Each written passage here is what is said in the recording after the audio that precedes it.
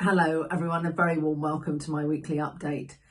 It's been a slightly different week for me this week in that I've had 2 half days on the farm at home. I've not missed one of our whole herd TB tests in 10 years, and this week was when that test duly fell. So I'm absolutely delighted, and I have to say hugely relieved that we passed with a clear test. It just continually feels like we are rolling dice with this disease, and to a certain extent, a clear test feels literally in the lap of the gods.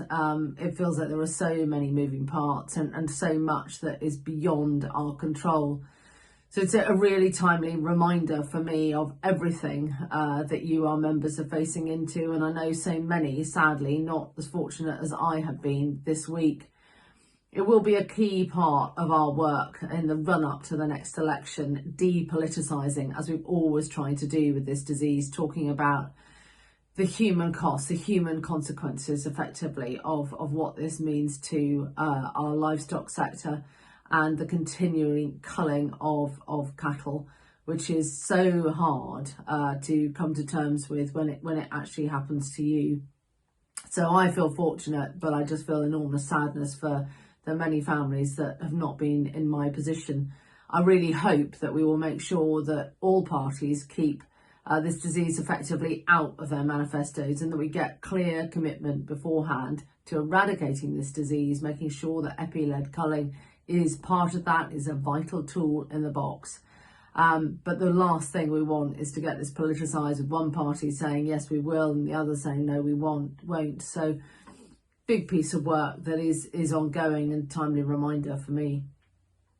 It's also been a very busy week in the media, all things inflation, of course, panning out this week.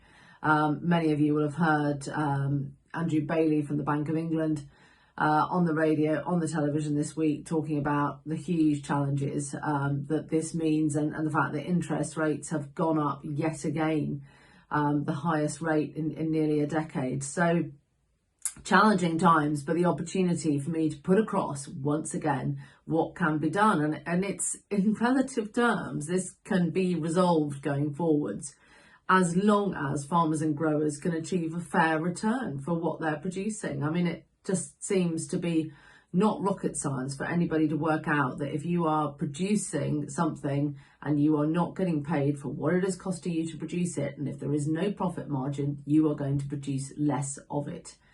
So we've got to have fair contractual relationships with retailers, with packers, with processors, and we've got to allow these costs to be continually reevaluated. There are also things that government could do. I think the lack of food strategy being in place, DEFRA very much focusing on the legislated targets within the Environment Act, the regulation that goes with it. We've really got to be much sharper and much more alive to our terms of trading and their ability to be making the case to Treasury, to Number 10, as to what schemes can be put in place to help with this huge level of cost inflation on farm. One other thing that I wanted to mention to you this week that I don't think I've mentioned before, and indeed you might well think that I'm fairly mad on the back of it, is that I will be running in the London Marathon this year for Farm Africa. It'll be the 4th London Marathon I've run in. I've run in 2 for the Junior Diabetic Research Foundation, and I've run in 2, this will be my second one anyway, for Farm Africa. So really hoping to raise as much money as we can. I've been lucky enough to be joined by various members of my office holder team over the years, and certainly the last one I ran in was with Stuart Roberts, and I'm delighted that this year David Exwood and his son Fred will be joining as part of the team of 5 for the NFU. Farm Africa is a wonderful charity, as indeed the charities that we have here are. I was so pleased at our conference dinner to raise nearly £15,000 for FCN. We alternate the dinner charity cause every year within the farming charities based here in England and Wales, and it's a great opportunity in such tough times to not only raise money but raise the profile. So I'd really urge you to have a look on NFU online if you possibly can. afford to give us a small amount of sponsorship, we would really, really appreciate it.